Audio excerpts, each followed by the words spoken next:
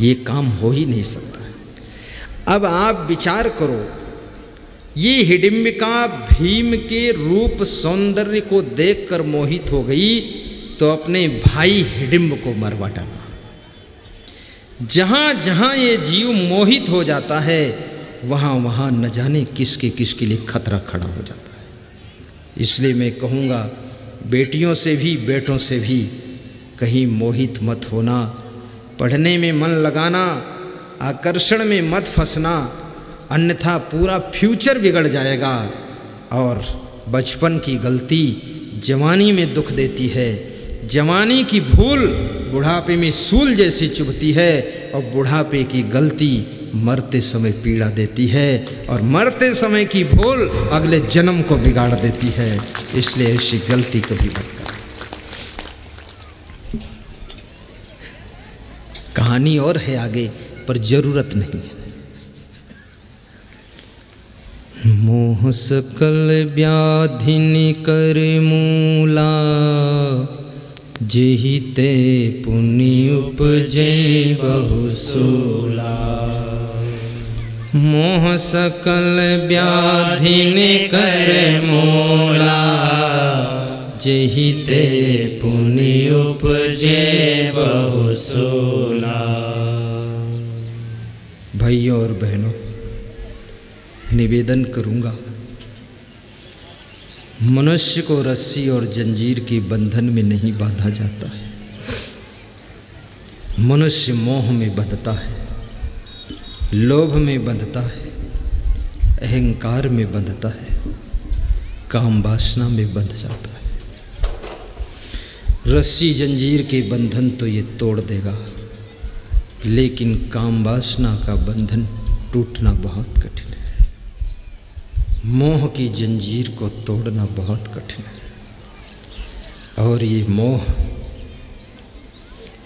तुम्हारी योग्यता को, तुम्हारी क्षमता को व्यर्थ कर देता है। ये वासना तुम्हारी बुद्धि को भ्रष्ट कर देती है। कलेक्टर बनने योग्य माइंड क्लर्क बनकर रह जाता है वासना के आकर्षण में। इसलिए गृहस्थ आश्रम में जो रहते हैं उनसे मैं यही कहूँगा, एक पत्नी व्रत का नियम पालन करना और एक पति व्रत का नियम पालन करना। मंगल व्रत, गुरुवार व्रत, नवदुर्गा व्रत और तमाम देवी देवताओं के व्रत, ये रहो न रहो, जैसे हाथी के पाँव में सबके पाँव समा जाते हैं, ऐसे एक पत्नी व्रत और एक पति व्रत में सभी व्रत समा जाते हैं। इस व्रत का पालन करने। एक आदमी हरिद्वार तीर्थ में स्नान करने गया तो वहाँ से वो भाटा होता ना, बैंगन, क्या बोलते हैं, भाटा बैंगन, वो भाटा बैंगन का व्रत लेकर आया। गंगा में खड़ा हुआ, गले तक डुबकी मारा और कहा, गंगा मैया मैं भाटा बैंगन आपके चरणों में त्याग कर देता हूँ। तो उसकी माँ खड़ी थी पास में किनारे। माँ ने कहा, भाटा बैंगन में क्या छोड़ रहा है तू, मांस मछली अंडा छोड़, तब तो त्याग है कुछ। तो उसने कहा, चलो गंगा मैया तेरे चरणों में मांस मछली अंडा सब छोड़ देता हूँ। और घर आया तो दूसरे दिन फिर खरीद कर लाया और अंडा मुर्गा पका के खा रहा था। तो माँ ने कहा, तू तो वहाँ छोड़ के आया गंगा मैया में। उसने कहा, हरिद्वार में छोड़ा हूँ, घर द्वार में नहीं छोड़ा हूँ, यहाँ खाऊंगा, जब हरिद्वार जाऊँगा तब नहीं खाऊंगा। बड़े चालाक लोग हैं। भाइयों बहनों, पुनः मैं अपने प्रसंग में पहुँच जाता हूँ और 10-5 मिनट और सुनाता हूँ। तुम जिस लक्ष्य का चुनाव करते हो उस लक्ष्य को पाने के लिए जिस राह पर चलते हो, उस राह में बहुत सी बाधाएं हैं। कभी मोह आकर के तुमको रोकता है, कभी उस राह में काम वासना आकर बाधा बनती है, कभी उस लक्ष्य तक पहुंचने के मार्ग में अहंकार भी आकर बाधक बन जाता है। कभी ईर्ष्या द्वेष की प्रवृत्ति भी आपको लक्ष्य तक पहुंचने में रोकती है, और कभी लोभ आकर के आपको जिस ऊंचाई पर पहुंचने की योग्यता थी वहां पहुंचने में बाधक बन जाता है। और कभी किसी का सुंदर रूप आपको आकर्षित कर लेता है, और उस रूप के आकर्षण में आकर के आपके जीवन का स्वरूप बिगड़ जाता है। और कभी रुपया का आकर्षण भी आपको लक्ष्य तक पहुंचने में बाधक बन जाता है। याद रखना, लक्ष्य को महत्व दीजिए, बीच में आकर्षण करने वाली चीजों में मत फंसिए, और लक्ष्य हमेशा बड़ा बनाइए, छोटा लक्ष्य मत बनाइए।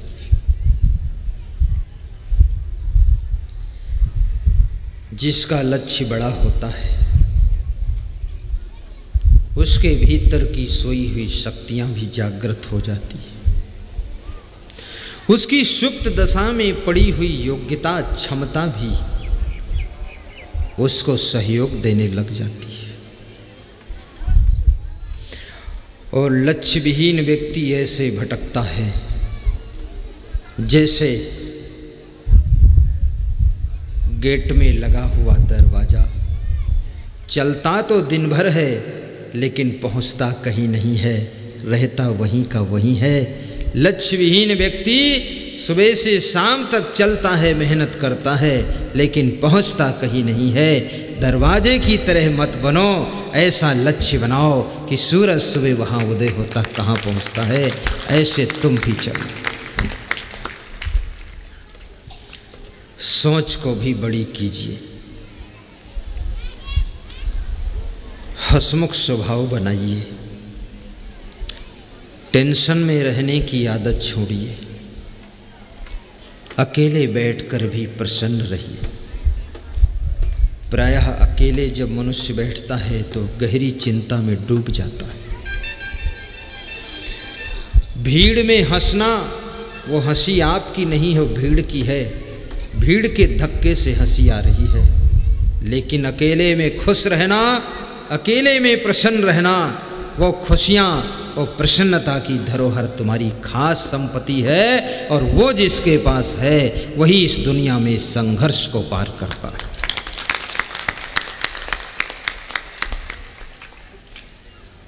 भगवान श्री राम का स्वभाव था मुस्कुराना, भगवान श्री कृष्ण का स्वभाव था हंसना, संत कबीर का स्वभाव था प्रसन्न रहना। हंसने और मुस्कुराने का बीच का स्वभाव है प्रसन्न रहना। बीच का मार्ग भी ढूंढ सकते हो, और शास्त्रों में ये भी कहा गया है कि हंसने से स्वास्थ्य अच्छा रहता है। रोने से आपके हृदय के ऊपर जो दबाव है, प्रेशर है, बिल्कुल हल्का हो जाएगा। इसीलिए रोने और हंसने की कला इस मनुष्य को मिली है, सभी प्राणियों को ये कला नहीं मिली, क्योंकि प्रकृति को पहले से पता था कि मनुष्य सृष्टि का ऐसा प्राणी होगा जिसको चिंता, टेंशन, उलझन बहुत रहेगी। इसलिए इसको गिफ्ट में रोने और हंसने की कला दे दिया जाए, ताकि इसका प्रयोग करके चिंता के सागर से ऊपर उठेगा और अपनी जिंदगी को बचा ले जाएगा।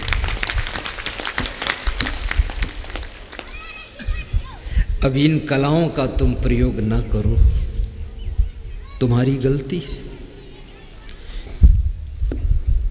धृतराष्ट्र पूछ रहे हैं कि हे महात्मा विदुर, मैं बहुत दुखी हूं, कुछ उपाय बताओ। विदुर जी ने कहा, राजन, एक की जगह आपके 100 पुत्र हैं, फिर भी आप दुखी। एक झोपड़ी के बजाय महल है, फिर भी आप दुखी। आश्चर्य होता है, क्या ये 100 पुत्रों से सुख नहीं मिला?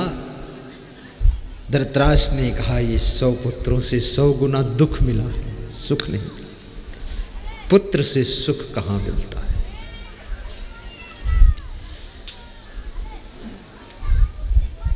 विदुर जी बोले कि दुखी होने से, चिंता करने से, टेंशन करने से राजन 4 चीजों का नुकसान हो जाता है। संतापाद भ्रश्यते रूपम, संतापाद भ्रश्यते बलम, संतापाद भ्रश्यते ज्ञानम, संतापाद व्याधिमिच्छते। राजन, जो संताप करता है, टेंशन करता है, उसका सुंदर रूप नष्ट हो जाता है, उसका बल नष्ट हो जाता है, उसका ज्ञान नष्ट हो जाता है और उसके शरीर में नाना रोग आ जाते हैं। इसलिए राजन, चिंता ना करो, जो होना है वो होता ही है, बाकी चिंता करके 4 चीज़ों का और ज़्यादा नुकसान क्यों करते हो?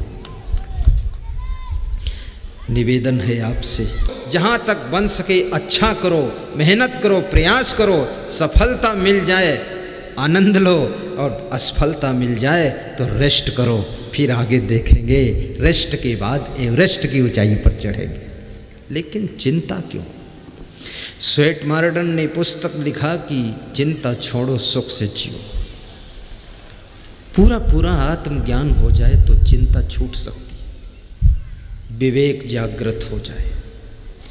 समय को पहचानिए, परिस्थितियों से तालमेल बिठाइए, स्वास्थ्य को सुधारिए, थोड़ा रोज योगा भी कीजिए, सोकर उठिए, पानी पीजिए, 2 चम्मच शहद मधु गरम गरम पानी के साथ आधा नींबू डालकर चाय जैसा घोंट घोंट कर खाली पेट पियो। आपका शरीर ठीक रहेगा। थोड़ा हंस भी लो, अकेले में खुश रहो, बिस्तर पर लेटे लेटे मुस्कराओ।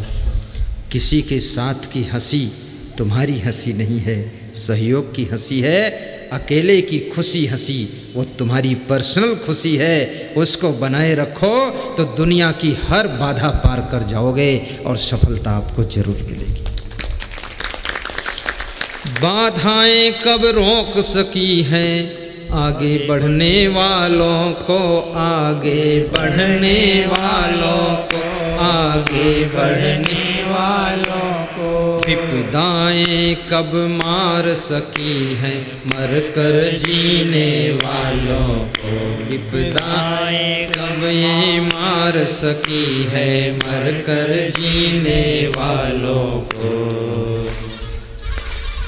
संसार में खुशबू छोड़कर जाना, सीधे बैठ जाओ। बंदे कर ले आप निबेरा, ये काम क्रोध लोभ मोह ईर्ष्या द्वेष, यही हमारे बंधन हैं, बांधने वाले हैं। इनसे अपना बचाव करना, भक्ति करना, सत्संग से जुड़े रहना।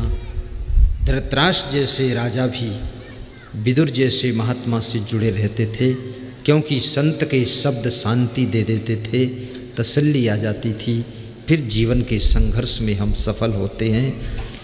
आप सभी संतों से जुड़े रहना, योग्य संतों से, अच्छे संतों से अपना कनेक्शन रखना, ताकि आपकी ज़िंदगी सुखद रहे, आपका कल्याण हो। सदगुरु कबीर साहिब कहते हैं,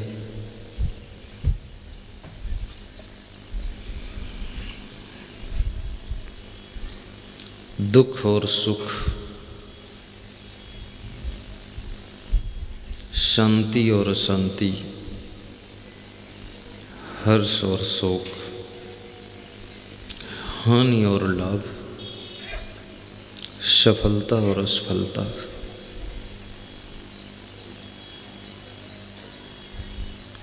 दोनों मनुष्य के जीवन में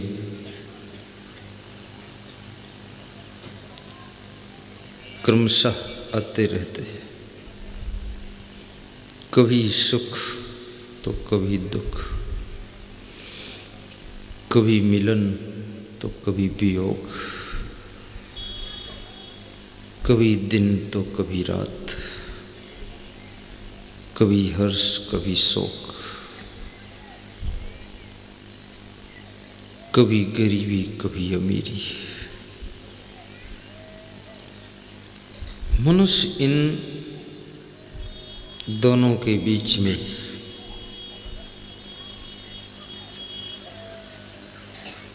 प्रभावित होता रहता है। इसलिए कबीर साहब कहते हैं, इन दोनों से यदि बचना है तो मोक्ष चाहिए, और मोक्ष यदि पाना है तो आप जियत लखो आप ठौर करो, मुझे कहाँ घर तेरा। साहब कहते, जीते जी स्वयं को पहचानो, जीते जी आत्मबोध प्राप्त करो कि तुम कौन हो, इस संसार में क्यों आए हो और क्या कर रहे हो। रात में सोते हो, सुबह जागते हो, फिर दातून करते हो, नाश्ता करते हो, स्नान करते हो, काम करते हो, फिर भोजन खाते हो, फिर रात थक जाते हो, फिर सो जाते हो, फिर सुबह उठते हो, फिर यही सब करते हो। काम क्यों करते हो? काम क्यों करते हो? खाने के लिए। काम नहीं करोगे तो क्या खाओगे? तो किसी विचारक ने पूछा कि खाते क्यों हो? तो जीने के लिए। और जीते क्यों हो? तो मरने के लिए। तो मरते क्यों हो? पुनः जन्म लेने के लिए। तो जन्म क्यों लेते हो? फिर खाने के लिए। तो सारी जिंदगी इसमें जा रही है। सवेरा हुआ तेल घी साग लाना, दोपहरी हुई बाल बच्चे खिलाना, हुई सांझ आलस निद्रा सताती, अरे हाय यूं ही चली आयु जाती। मनुष्य कहता है मैंने बहुत विकास किया है। क्या विकास किया है? कितना ही विकास कर लो, लेकिन यदि जीवन में संतुष्टि नहीं है, आपका मन सेटिस्फाई नहीं है, मन में शांति नहीं है, सारा विकास दो कौड़ी का है। आपके पास में कितने ही बेड हों, कितनी रजाइयाँ हों, कितनी मच्छरदानी हो, लेकिन जब सोओगे तो एक ही बेड पर सोओगे। तुम कहो कि मेरे पास बहुत बेड हैं, इसलिए हम एक साथ 10 बेड पर सोएंगे, ऐसा नहीं हो सकता। लगाओगे तो एक ही मच्छरदानी लगाओगे, 10 नहीं लगा सकते हो। ठंडी से बचने के लिए रजाई ओढ़ोगे तो एक ही ओढ़ोगे, 10 नहीं ओढ़ सकते। इस प्रकृति की व्यवस्था है, कितना कमा लो, कितना बना लो, कितना उठा लो, कितना रख लो, कितना इकट्ठा कर लो, लेकिन प्रयोग तुम सीमित ही कर सकते हो, बहुत ज़्यादा प्रयोग इस्तेमाल नहीं कर सकते हो। उस पर प्रकृति का नियंत्रण है, कंट्रोल है। तो फिर क्या विकास नहीं करना चाहिए? विकास करना चाहिए, उन्नति करना चाहिए।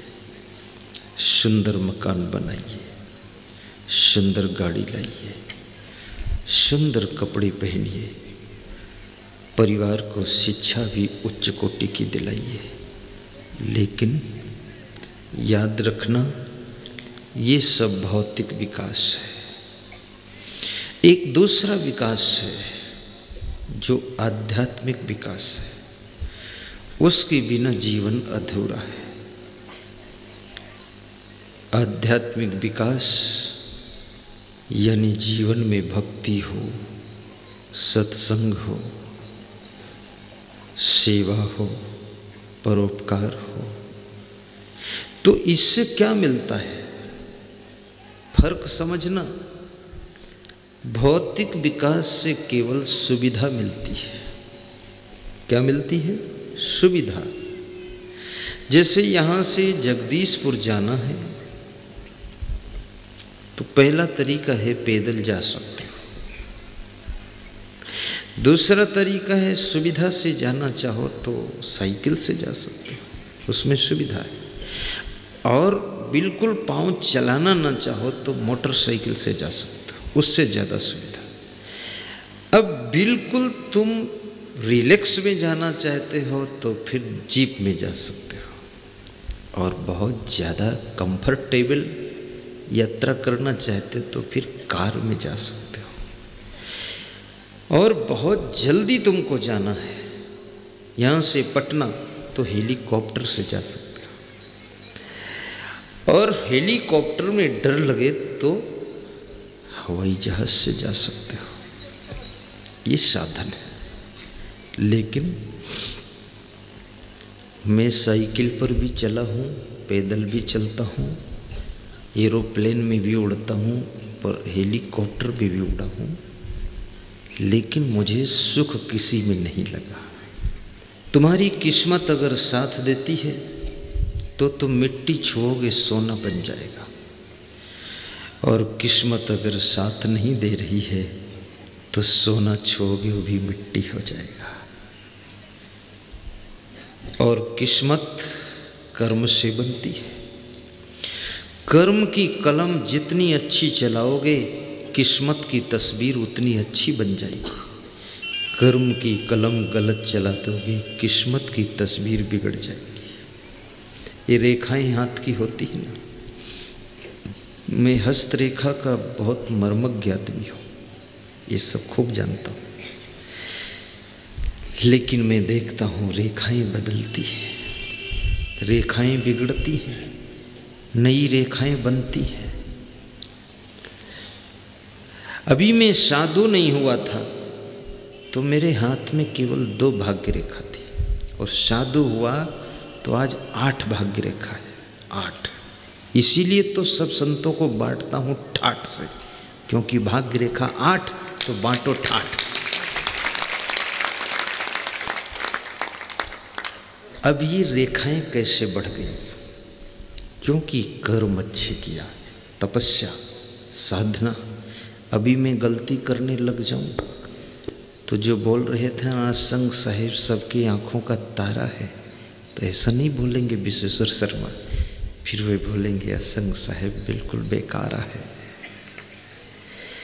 ये आंखों का तारा बनने के लिए अपने आप को मांझना पड़ता है, धोना पड़ता है, स्वयं को निर्मल बनाना पड़ता है।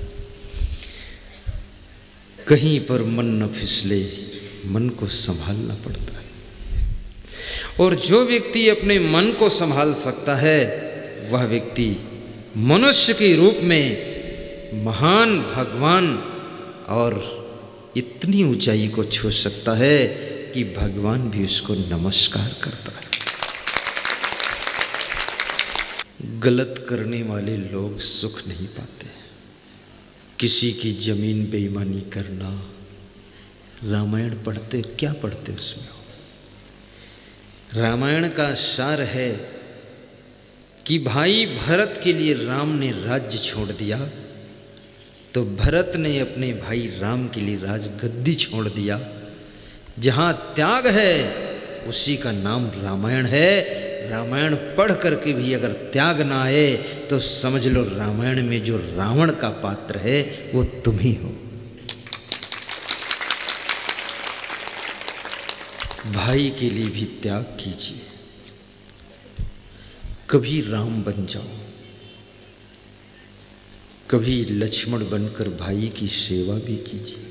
अगर आपका भाई बहुत आगे बढ़ रहा है हमारे उत्तर प्रदेश में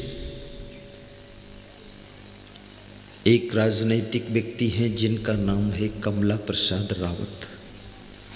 उन्होंने मेरा प्रोग्राम किया, उसके बाद अपने घर बुलाया पधरौनी के लिए। सिटी में प्रोग्राम किया, बाराबंकी में जिला सम्मेलन, सांसद था उस समय, दमदार कार्यक्रम। मैं उसके घर गया तो उसके घर की स्त्रियां दर्शन करने आई। 5 मिनट बैठी मेरे पास सामने, 7-8 स्त्रियां, और 5 मिनट बाद बोली, गुरुदेव साहिब बंदगी में जा रही हूँ। तो हमने कहा ठीक, और बैठ सकते हैं 2-5 मिनट? बोले नहीं, सांसद साहब का आदेश है कि 5 मिनट बैठना, बस खट निकल जाना। तो हमें निकल जाना, वो आ रहे होंगे। तो हमने कहा इतना उनको मानते हैं आप? बोले उनको हमारे घर में सब मानते हैं,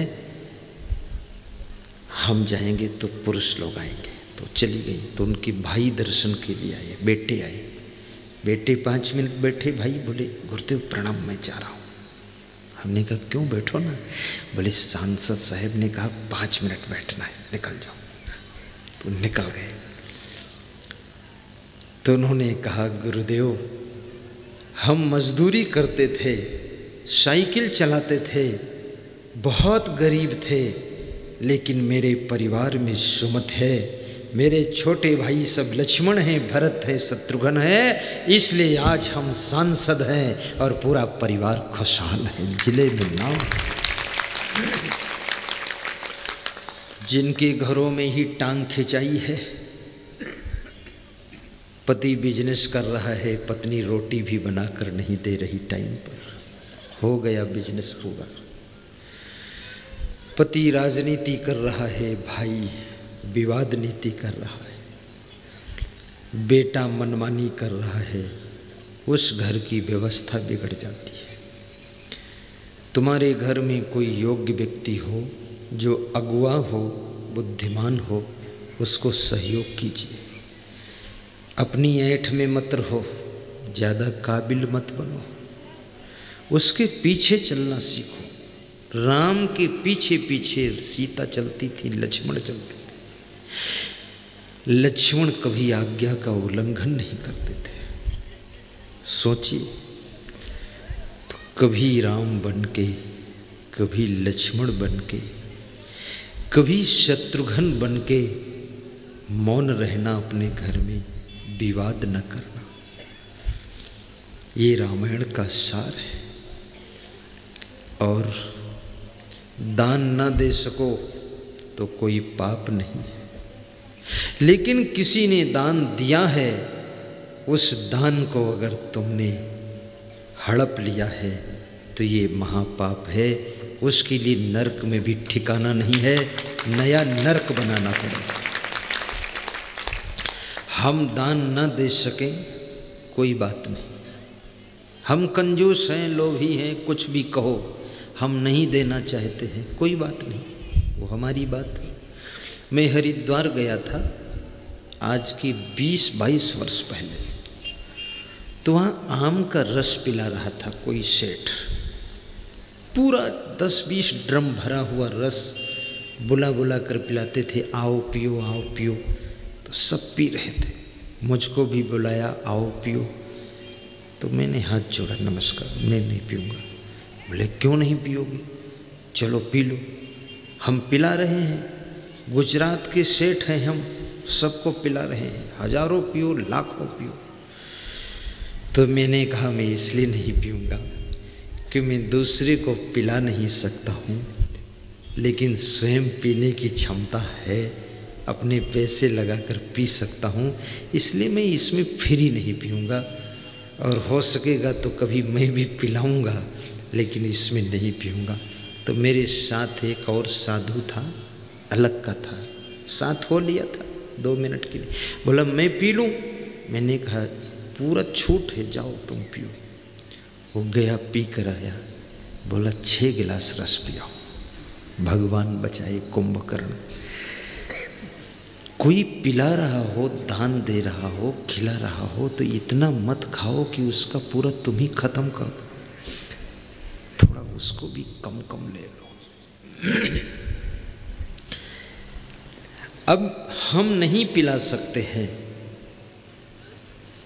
लेकिन इतना जरूर है कि जो पिला रहा है उसको धन्यवाद देना चाहिए। भाइयों बहनों, गुजरात में तुम चले जाओ, वहाँ ऐसी समस्याएं नहीं मिलती है कि आश्रम की ज़मीन कोई ले लिया, आश्रम हड़प लिया, साधुओं को पीट पाट दिया, ये कुछ नहीं। गुजरात में टूटे फूटे साधु का भी आदर है, गुजरात में सेवा है, गुजरात में बहुत दान पुण्य है, इसलिए गुजरात हिंदुस्तान का सबसे धनाढ्य प्रदेश है, संपन्न। मैं गुजरात में जा रहा था, सड़क पर एक आदमी स्कूटर से आया, उसने रोका और मेरे सामने आकर के दान दिया।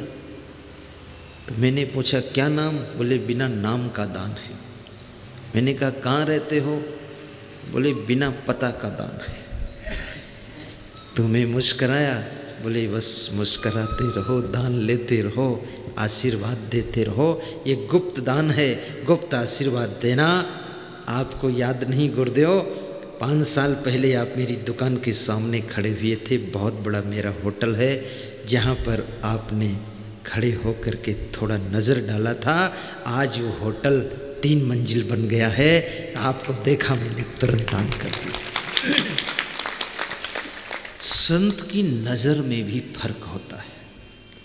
कोई महान संत अगर कृपा की नज़र डाल दे, यहाँ पर बहुत से लोग प्रणाम करने आते हैं, महिलाएं आती, तो महिलाएं ऐसे हाथ करके खड़ी रहती, तो मैं एक क्षण देखता हूँ, फिर कहता हूँ अब जाओ,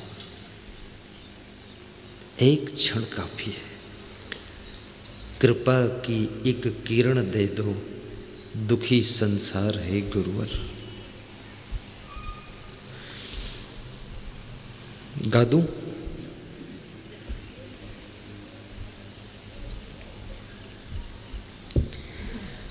तेरे दरबार से भगवन न खाली हाथ जाऊंगा। मैं कक्षा 5 तक पढ़ने में बहुत कमज़ोर था। मुझे अभी याद नहीं क्या किताब पढ़ा था मैं, ये भी याद नहीं है। लेकिन कक्षा 6 में जब पहुंचा तो मेरे गांव में एक महात्मा आता था, वो शंख बजाया, तो मैं दौड़ के उसके पास गया, तो चने के जो दिल है उसमें नमक मिला के बांटता था, प्रसाद लिया, उसके पैर छुआ, तो उसने सिर पे हाथ रखा और कहा जाओ तुम बहुत बुद्धिमान हो जाओ। तो कक्षा 6 से मैं टाप करने लगा, सिर पे हाथ। आप जियत लख आप ठौर करो। साहेब कहते हैं अपने रहने का ठिकाना भी तुम स्वयं बनाओ। ये शरीर छोड़ने के बाद कहाँ रहोगे? ये तुम्हारी आत्मा कहाँ जाएगी? वो ठौर क्या है? पत्ता टूटा डार से ले गई पवन उड़ाए, कहें कबीर जो अब की बिछुरे, बहुर मिलो कब आए। मनुष्य शरीर में मृत्यु हो जाए तो यदि आपने अपनी जगह फिक्स नहीं किया है तो पुनः पशु शरीर में भी जन्म हो सकता है, पंछी के शरीर में भी जन्म हो सकता है। और यदि आपने ऐसा पुण्य कमा लिया है तो पुनः मनुष्य का शरीर मिलेगा, और मनुष्य का शरीर देवताओं को भी इच्छा है मिल जाए। जो शरीर आज आपको मिला है, ये शरीर देवता भी पाना चाहते हैं, और तुम इस शरीर को पा करके देवताओं की पूजा पाठ में लगे रहते हो। और देवता ये कामना रखते हैं कि मैं कब देव योनि से छुटकारा पाऊं और मनुष्य योनि में जन्म ले लूं। तो सोचो, देवता यदि बड़े हैं तो मनुष्य क्यों बनना चाहते हैं, और मनुष्य यदि बड़े हैं तो देवताओं की पूजा क्यों करते हैं? इसका मतलब यह है मनुष्य है तो महान, लेकिन अपनी महानता को खो दिया इस माया की बाजार में, इसलिए मनुष्य देवताओं के पैरों में गिड़गिड़ाता है। अगर मनुष्य अपनी महानता को वापस लौटा ले तो देवता उसकी राह में फूल बरसाते हैं। जब राम वन को गए तो कहते हैं कि देवता आकाश से फूल बरसाते थे जिस राह से जाते थे। राम का रूप मनुष्य का है, कैसा रूप है? मनुष्य है ना। उन्होंने मनुष्य रूप में अपने को संभाल लिया। बचपन में गुरु वशिष्ठ से संस्कार लिया, फिर विश्वामित्र से संस्कार मिले, फिर तमाम साधु संतों से सत्संग सुना, ज्ञान प्राप्त किया। आज आदमी से कहो दीक्षा ले लो तो कहता अभी इच्छा नहीं है। तो उससे पूछो क्यों इच्छा नहीं है? बोले अभी दीक्षा ले लेंगे, कहीं कुछ गलती हो जाए तो क्या हो। क्यों गलती हो जाए? अभी खाना पीना चलता है, मांस मछली अंडा मुर्गा।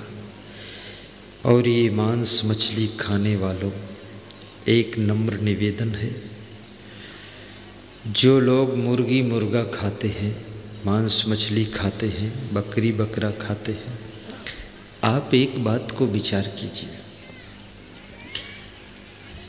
कि इतना लोग मुर्गी खाते, इतना अंडा खाते हैं, इतना बकरी बकरा खाते हैं, लेकिन आज तक ना मुर्गा कम हुई, न मुर्गी कम हो रही, न अंडे कम हो रहे, न बकरी बकरी कम हो रहे। सप्लाई बढ़ती जा रही, डिमांड बढ़ती जा रही, खाने वाले खूब खा रहे हैं, फिर भी माल आ रहा है। बड़े भाग्यशाली लोग हैं। ख़त्म नहीं हो रहा मुर्गी मुर्गा अंडा, ट्रकों भर भर के अंडे आ रहे हैं, भागलपुर में खूब खा रहे हैं। तो ये ख़त्म क्यों नहीं हो रहा? ये प्रश्न मैंने अपने गुरु जी से पूछा तो गुरु जी ने बताया जब तक खाने वाले ख़त्म नहीं होंगे तब तक मुर्गी अंडा भी ख़त्म नहीं होंगे। तो मैंने कहा ऐसा क्यों है? तो गुरु जी ने बताया